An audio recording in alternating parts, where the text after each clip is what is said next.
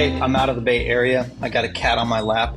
This time we're going hairless, right? I love this cat. Look at him. Oh, you can hear him purring. I had the best time in the Bay Area. Thank you guys. It was great to see the Yama System Club, the groups of people getting together. It made me realize that a long time ago, someone asked me, what do you want your legacy to be? And I told them I don't want one, I just want to disappear. And I was working pretty hard to do that. I was doing pretty good. But through all the teaching, now I'm realizing that I have students that I've known since they were children. And it's crazy to see how much they've grown. They're still practicing, and they're sharing this work. Because again, I like to teach, not coach. So when you teach, people are walking away with something. And so thank you to Project Vandaloop.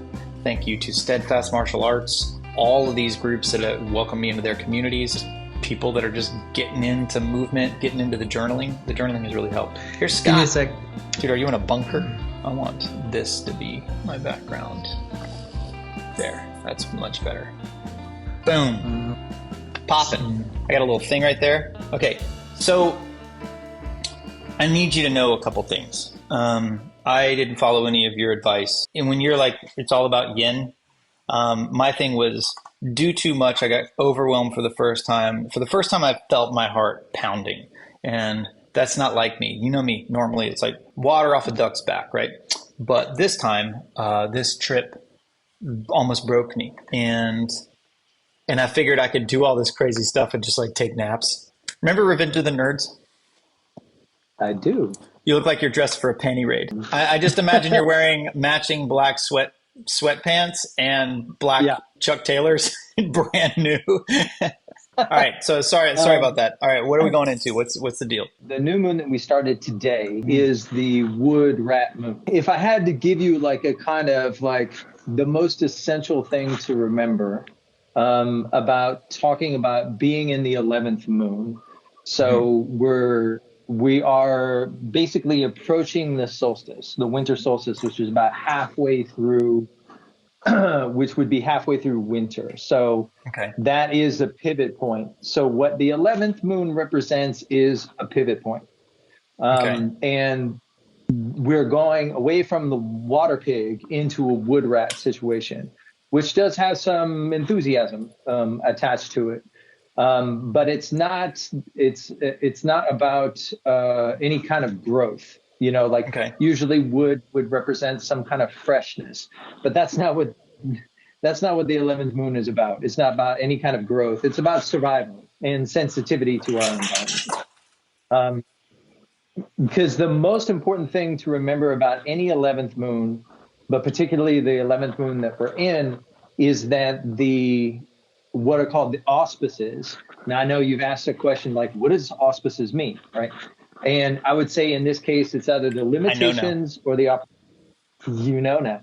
Yeah. Mm-hmm. Okay. So it's either the limitations or the opportunities of a particular period of time, right? Like, so the auspices are basically both of those things happening at once. And the auspices of the 11th moon are inherently tied to the health of our communal body. Okay. And what I mean by that is that in the 10th moon, when winter began, cosmologically speaking, heaven and earth separate. Okay. So just because we're going into a pivot point doesn't mean that they come back. And like, what does it mean to have heaven and earth separate? It means that the environment conducive to like moving forward or growing and action and those sorts of things is on hold. And so it's still on hold, even though when we get to, you know, the pivot point of the winter solstice. So what does that tell us? Basically, because this is partly a Confucian system, basically what the inherent point of the 11th moon is, it's all us, baby. It's you and me. You know, like it is. That's how we get it done. So it's basically whatever it is that we've constructed, whatever it is that we have, whatever communal body we are contributing to is basically our life raft, you know, through these times of yin. So it's really about how, the thing you mentioned earlier, like simplification, But it's also, like if you want to get through this period of time, you need to think about interreliance, interdependence, these big words, and maybe not rock the boat, maybe not like go for number one, like you need to be thinking like collectively, because that's actually how we continue to go forward. The general auspices for the general recommendation from the lunar ordinances from the Huainanzi in the 11th moon are stop, rest, stop trying to go forward. Yeah.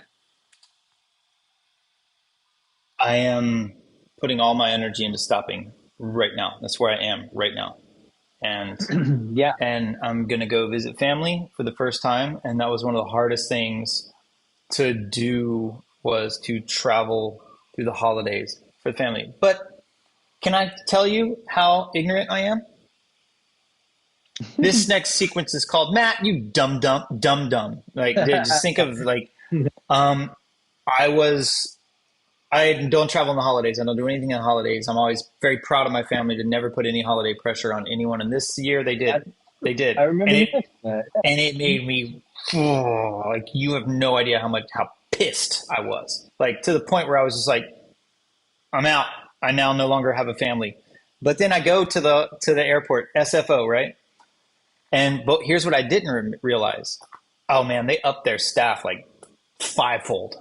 So I went to the airport and it was crazy, crazy. Like, guys, blew my mind. So I was like, oh man, this is going to be horrible. Good old fashioned negative attitude. I'm just doing this, whatever. And I get to the airport, tons of people helping you.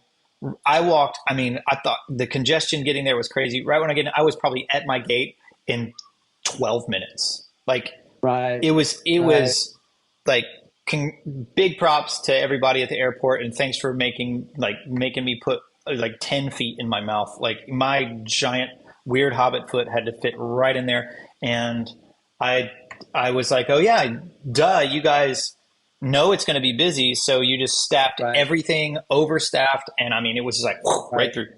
So that's unlike the U.S. Post office that I recently visited that still had one person behind the counter.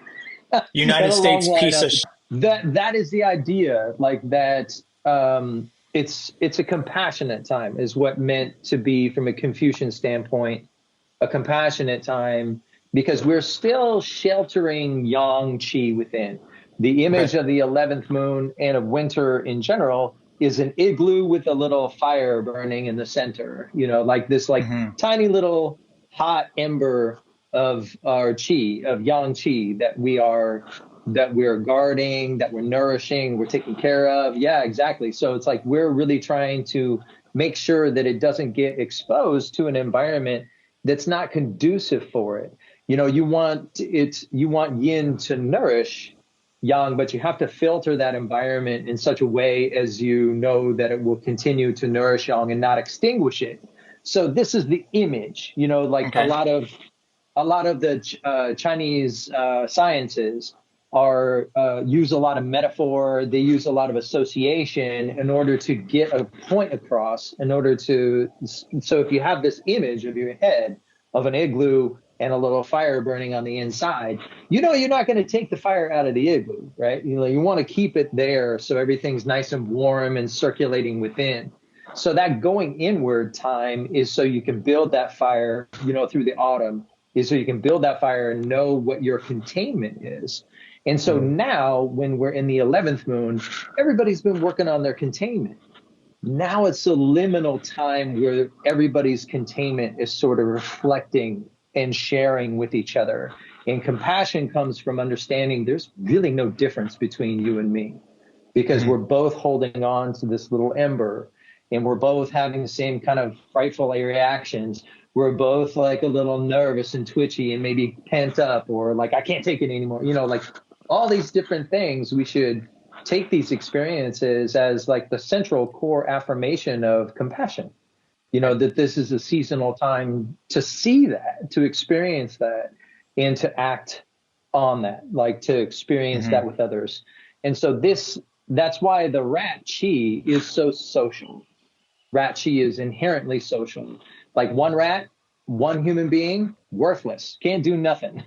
But if you get a bunch of us together, man, we can make a bunch of things happen, like getting thousands of people on airplanes, to go all over the world, right? Like, so it takes a tremendous amount of that kind of perseverance and conscientiousness. And as it turns out, perseverance and conscientiousness, the two chi characters of all the earthly branches that really hold those qualities and characteristics, they're like, the poster child for those things are the rat and the ox. And those are the two moons that we're going into. These are the final two moons of the water rabbit year. And so it's a very pragmatic time.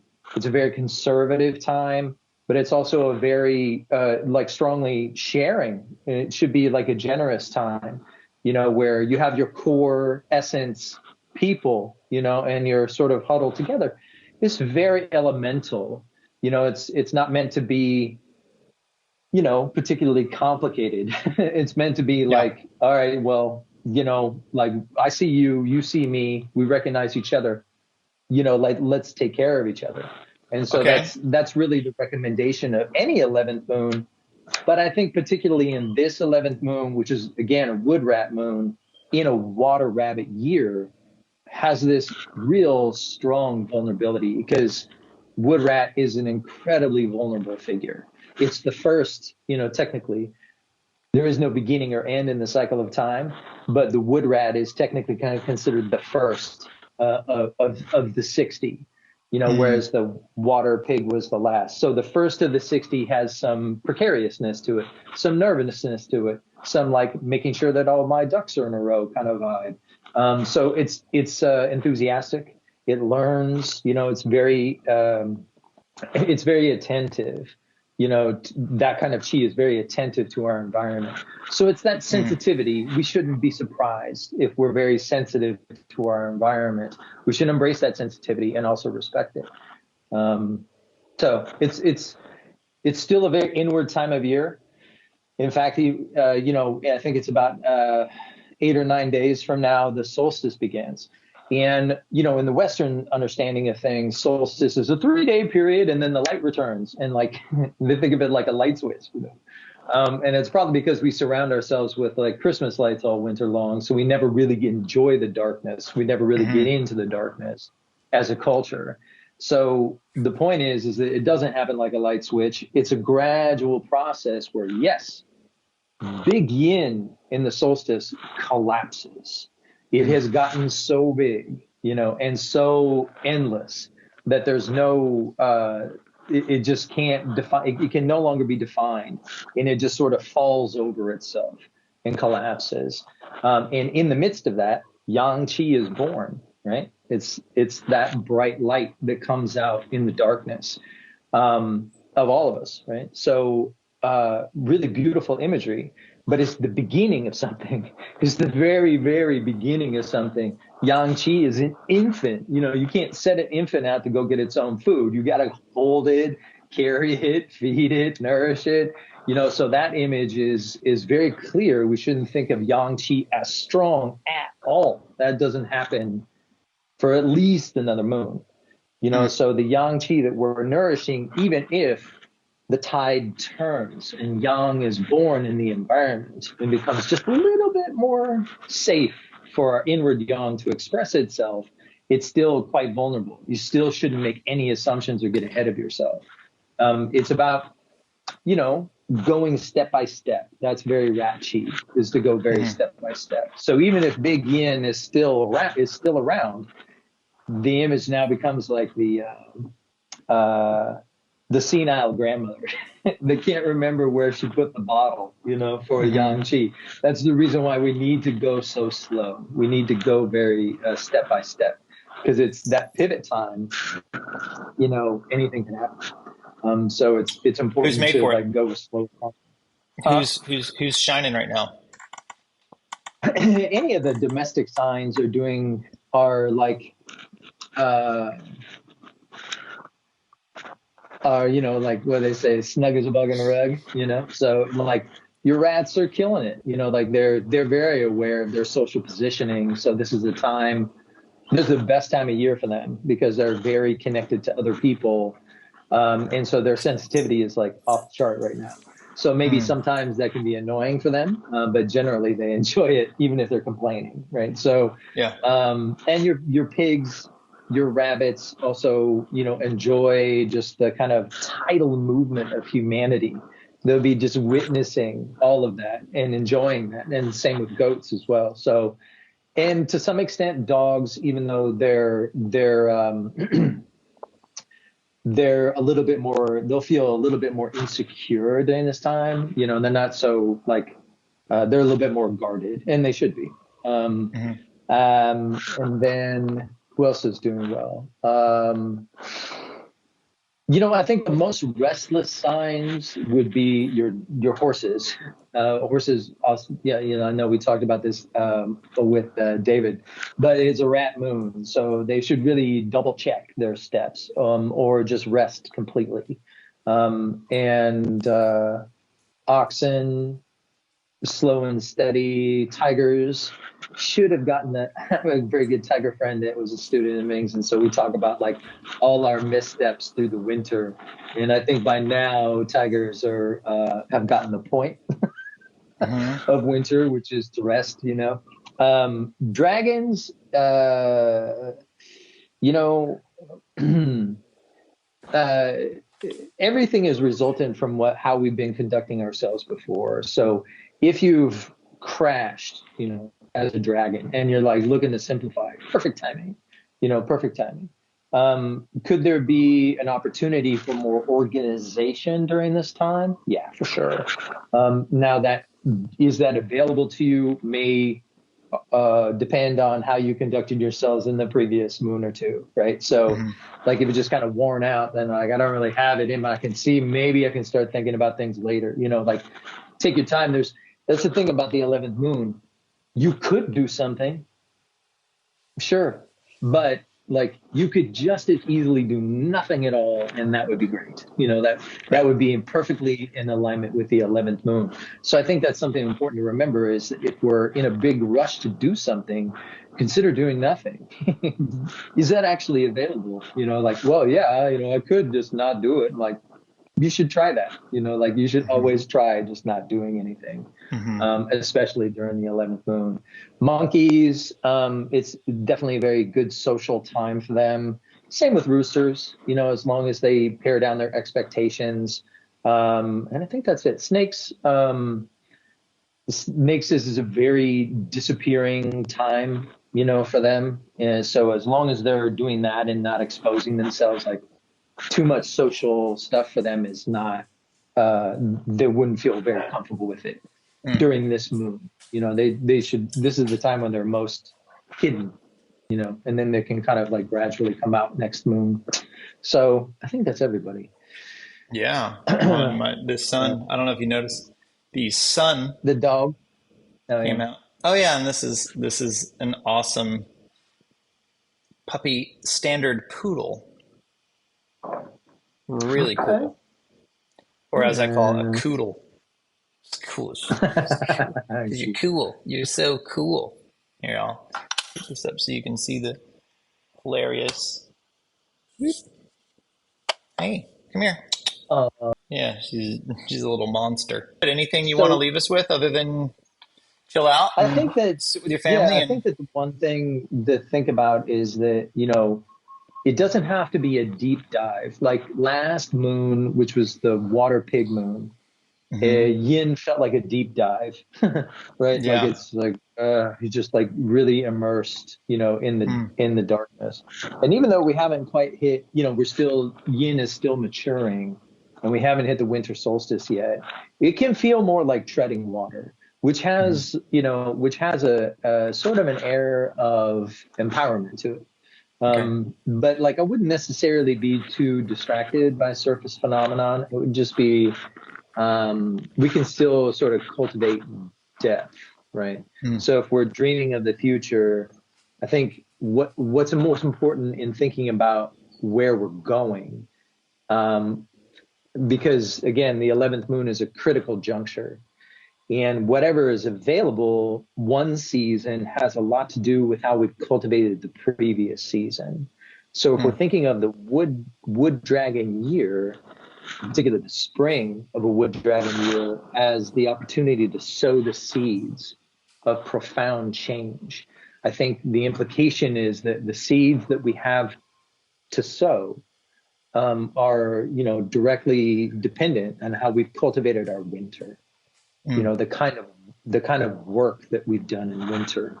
And by work, the work of winter is the going inward in discovering real value.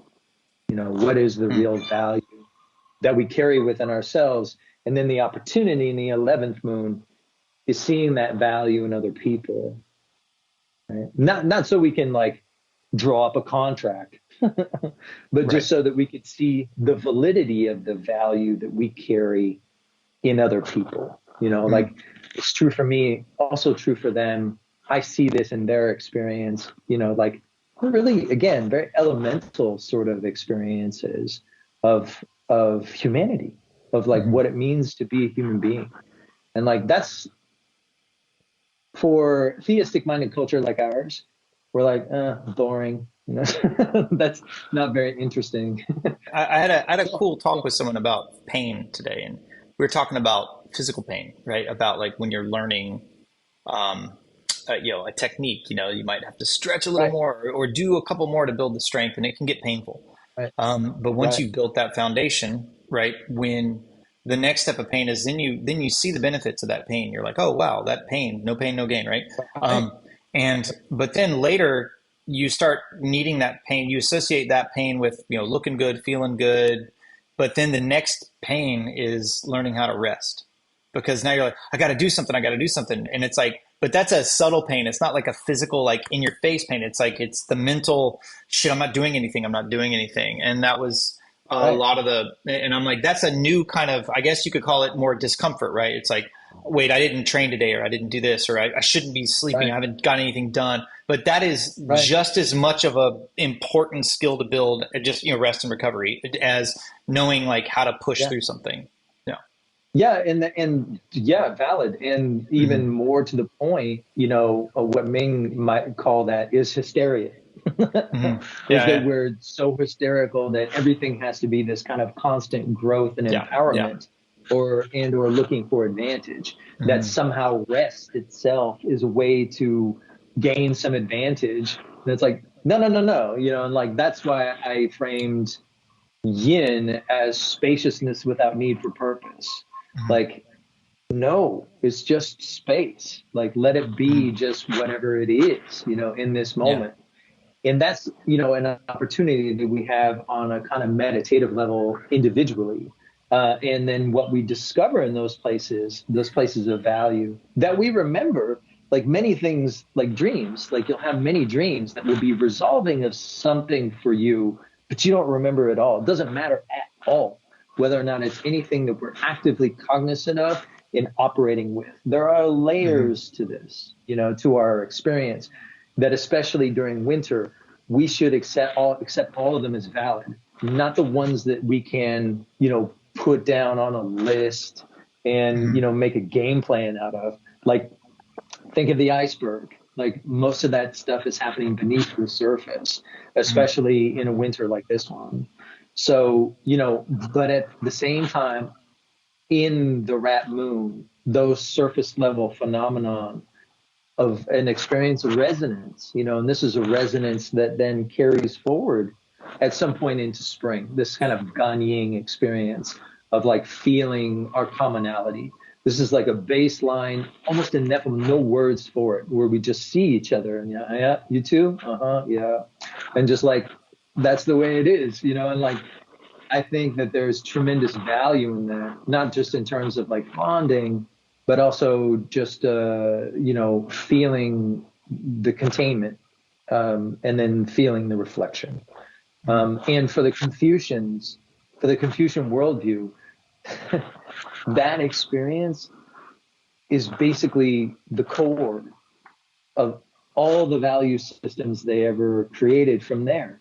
All the ritual, all the kinds of elemental relationships and contemplations, all the recommendations for governance, for self-reflection, for self-cultivation, stem from this experience of just like seeing in real time. You don't need a god to have this experience as a human being. You can actually feel it with your neighbor, somebody on the street, your best friend. Like, it's just available, and that's a tremendous opportunity to cultivate our humanity.